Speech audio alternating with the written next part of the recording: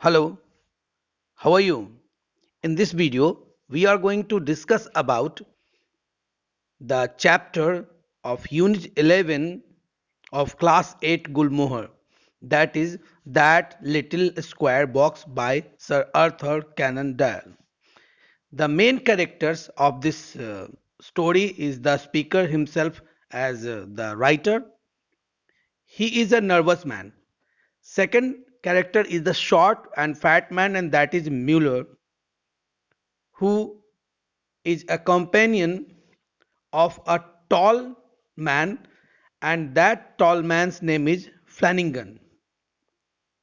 These two friends or competitor you can say, but in the story की beginning में ये दोनों लोग शिप पे उस वक्त चढ़ते हैं जब ये शिप छूटने ही वाली होती है, यानी शिप स्टार्ट ही होने वाली होती है। जैसा कि मैं पहले ही बता चुका हूं, जो इस कहानी का जो कैरेक्टर है स्पीकर, वो एक नर्वस आदमी है और वो आराम पसंद व्यक्ति है और एकांतपन, अकेलापन उसे अच्छा लगता है। होता है यूं कि ये दो व्यक्ति अपने साथ एक देखो ऑब्जेक्ट हाथ में रखे हुए हैं। ये लिटिल स्क्वायर बॉक्स है। ये थोड़ा सा दिखने में सस्पिशियस लगता है और इस बॉक्स को लेकर वो लास्ट में शिप पे चढ़ते हैं।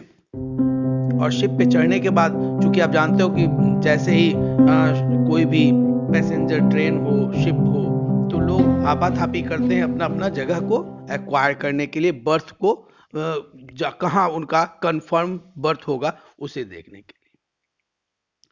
तो इतने में स्पीकर, हमारे जो राइटर साहब हैं, स्पीकर हैं सर आर्थर कैनन डॉयल, जिनकी स्टोरीज में थ्रिल होता है, सस्पेंस होता है। तो सस्पेंस इस कहानी के लास्ट तक है, ठीक है।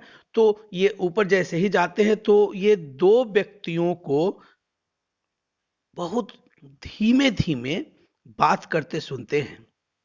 उन दोनों में से जो लंबा व्यक्ति फ्लैनिंगन है, वो म्यूलर से कहता है कि हम लोग सही समय पे पहुंच गए, नहीं तो शिप हमारी छूटी जाती, और लगता है यह राइट प्लेस है टू डू आवर वर्क, ठीक है। अब इसमें, अब ये जो हमारे स्पीकर साहब पीछे से चुपके से ये बात सुन लेते हैं, कारण कि ये जो बड़े बड़े जो बॉक्सेस है उसके पीछे छुपे रहते हैं, और ये दोनों व्यक्ति म्यूलर और फ्लैनिंगन, ये दोनों राइटर को नहीं देख पाते, स्पीकर को नहीं देख पाते हैं, और वे दोनों आराम से बात कर रहे हैं कि अब हमारा प्लानिंग कामयाब होगा।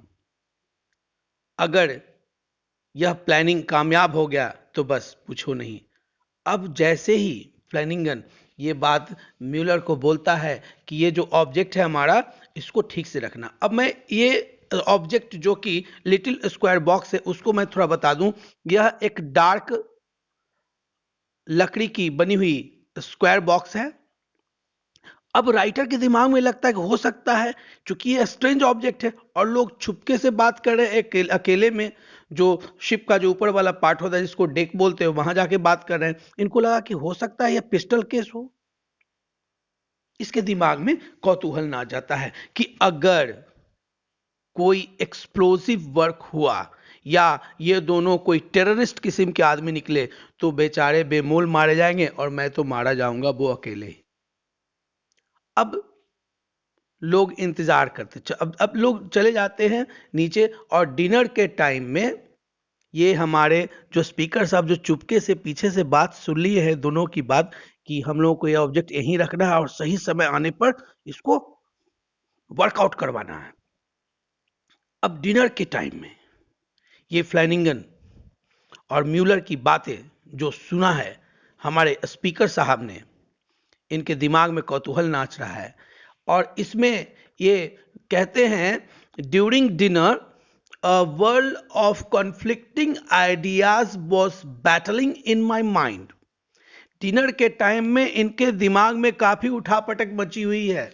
अब क्या क्या है भाई, what was I to do, दिमाग सोचा कि क्या करे। अब इसके दिमाग में बहुत सारे सवाल नाच रहे हैं इन दोनों की बातों को सुनकर। एक बात बता दो, चुपके से किसी की बात ना सुननी चाहिए।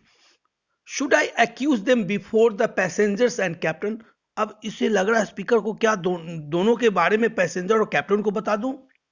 Should I demand a few minutes conversation with the latter in his cabin and reveal it all, या फिर लग रहा है कि कुछ और इंतजार करें, इनकी और बातें सुनी जाए।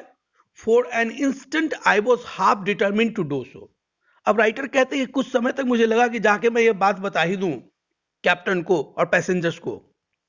But the thought of becoming observed by all, questioned by a stranger and confronted by the two conspirators was hateful to me, अब ये हमारा राइटर है ना, यह भी नहीं चाह रहा है कि इन दोनों से जो क्वेश्चन होगा कि भाई ऐसा क्यों बात कर रहे थे, क्या ऑब्जेक्ट था, ये सबके सामने बात भी ना आए।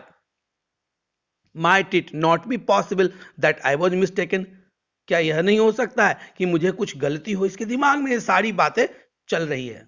No, I would procrastinate, ये कहते हैं कि अब कुछ डिले करने की बात नहीं आ जा रही है।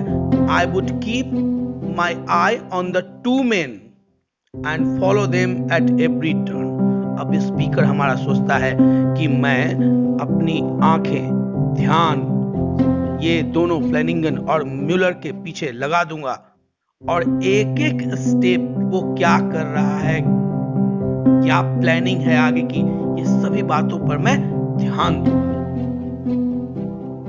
अब ये जो दोनों स्ट्रेंज पैसेंजर्स हैं ना, जो अपने साथ एक ऑब्जेक्ट स्क्वायर बॉक्स लाए हैं, ये दोनों, ये हमारे राइटर के लिए, स्पीकर के लिए महाविलन बन जाते हैं।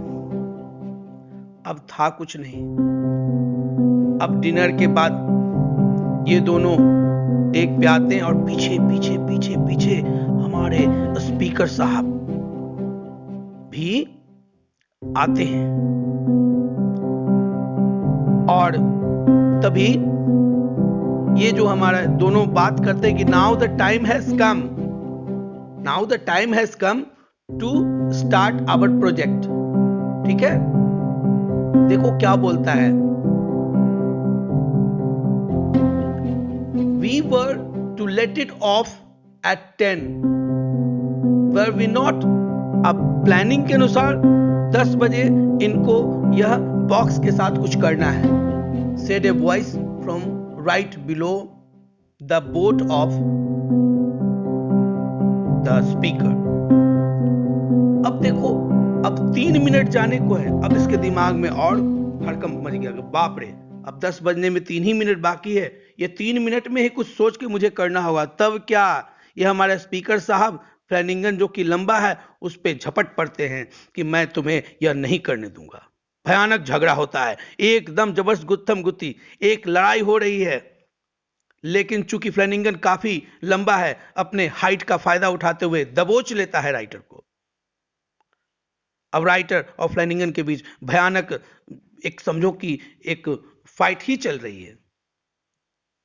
राइटर नहीं चाहता है कि जो बॉक्स के साथ जो ट्रिगर और स्ट्रिंग बंधी हुई है उसके साथ कुछ किया जाए। उसके दिमाग में है कोई एक्सप्लोजिव उस बॉक्स में है। तभी फ्लैनिंगन कहते हैं, Muller don't make it delay, don't delay it, do the thing, string को ओपन करो। अब तो राइटर के पास जितना भी ताकत बचा था सारी ताकत झोंक दी फ्लैनिंगन पे। एक वक्त को तो ऐसा लगा कि जैसे मानो फ्लैनिंगन राइटर का जान ही ले लेगा, और दूसरी वक्त ऐसा लग रहा था कि राइटर फ्लैनिंगन के ऊपर हावी हो रहा है। लेकिन बेचारा राइटर क्या करता, फ्लैनिंगन की मजबूत बाजू उसे हिलने तक नहीं दे रही थी। अब क्या था, कुछ नहीं। अब म्यूलर जो कि फ्लैनिंगन का फ्रेंड है, वह बहुत ही शार्पली, बहुत तेज गति से आगे की ओर बढ़ता है। इधर आप देख रहे हो कि राइटर के बीच में और फ्लेनिगन के बीच में एक फाइट जैसा सिनेरियो, एक लड़ाई, एक किसी को गलत करने से रोकने के लिए एक फाइट क्रिएटेड हो रही है, एक सीन ऐसा बन गया। तभी फ्लेनिगन म्यूलर से कहता है, देखो क्या कहता है, 3 minutes more, I could stand it no longer. My nervous system seemed to give way in a moment. Stop! I screamed, springing to my feet. Stop! बोलता है रुको। मैं अपने पैरों पे कूद गया, राइटर कहते हैं। They both staggered backwards. I imagine they thought I was a spirit. अब स्पीकर को लगता है कि उन दोनों ने सोचा कि ऐसा लगा उन दोनों को जैसे मैं कोई आत्मा हूं। अरे भाई, 2 व्यक्ति अकेले सुनसान में जाके कुछ प्लानिंग कर रहे हैं, अचानक तीसरा आदमी कोई आ जाए तो आत्मा जैसा लगेगा ना। अब देखो, यह मूनलाइट नाइट था। Streaming upon my pale face, उसका चेहरा पीला पड़ा। उधर पीला क्यों पड़ गया? डर के मारे। और चंद्रमा की रोशनी जो मून की लाइट थी उसके फेस पे पड़ रही थी, तो एक घोस्टली अपीयर दे रहा था, एक घोस्टली अपीयरेंस आ रहा था कि स्पिरिट जैसा लग रहा था। अब कहते हैं कि I was brave enough now. I had gone too far to stop. Would you have the blood of 200 upon your souls? I cried. Writer चिल्लाया कि तुम 200 लोगों की जान लोगे।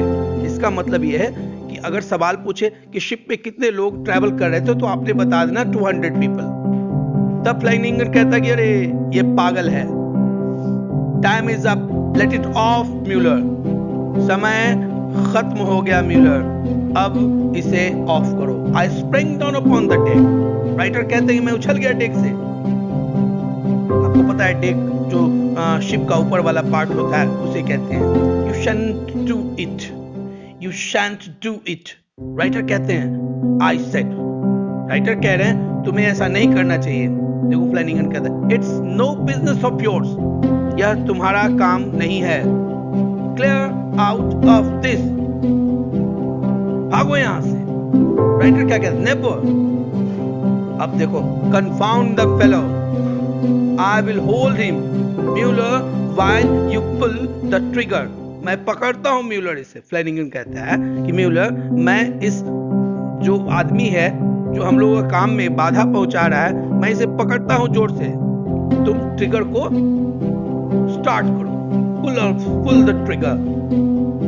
Next moment I was struggling in the Herculean grasps. देखो यहाँ पे जो फ्लेनिगन का जो ग्रैप है, जो ग्रिप में ले लिया है राइटर को, इसको हरकुलियन ग्रिप कहा गया है। यानी बहुत ही मजबूत ताकतों वाला बाजू राइटर को अपने कब्जे में ले लिया था। He pinned me up against the side of the vessel. एक वेसल के किनारे ऐसा लग रहा था उसे पिन लगा दिया हो। वह राइटर अपनी जगह से हिल नहीं पा रहा था। And held me. वहीं पे राइटर फ्लेनिगन ने राइटर को रोक रखा था। I saw the other approach the fatal box. अब देखो बॉक्स जो कि स्ट्रेंज वो लिटिल स्क्वायर बॉक्स है, इसको राइटर इसको फैटल बॉक्स कहते हैं क्योंकि यह घातक बक्सा किसी का प्राण भी ले सकता है। He stooped over it and seized the string. Writer कहते हैं कि जो म्यूलर है उसके ऊपर बेंट किया, झुका बॉक्से के ऊपर और स्ट्रिंग को खोल दिया। Then came a sharp snap, a strange rasping noise. तब अचानक जैसे ही स्ट्रिंग खुला, एक भयानक शार्प नॉइस क्रिएटेड हुआ। ये नॉइस क्या था? अब जैसे ही नॉइस के बारे में आप समझ जाओगे, आप इस कहानी के बारे में समझ जाओगे। जैसे ही वो पुल करता है स्ट्रिंग को, उसमें से 2 ग्रे कैरियर पिजन्स आउट होते हैं बाहर। एकदम फड़फड़ाहट की आवाज के साथ हमारे जो पिजन्स हैं जो उसमें रहते वो उड़ जाते हैं, फ्लाई कर जाते हैं। दरअसल ये दोनों म्यूलर और फ्लेनिगन, ये दोनों के बीच एक बेट लगा रहता है कि किनका पिजन सबसे पहले जाता है। और नेक्स्ट डे पेपर में खबर आती है कि दोनों व्यक्तियों के जो पिजन्स थे वो बहुत ही एक्यूरेटली एक दूर जगह जाकर के उन्हें छोड़ दिया गया और वो बिल्कुल एग्जैक्टली अपनी जगह पे चले आए। मैं आपको बता दूं कि जो राइटर हैं इस स्टोरी के that little square box, sir Arthur Conan Doyle, यह जासूसी कहानियों को लिखने के लिए फेमस हैं और इनके जो मेन कैरेक्टर रहे वो कैरेक्टर है हमारे शर्लॉक होम्स। लेकिन पहली बार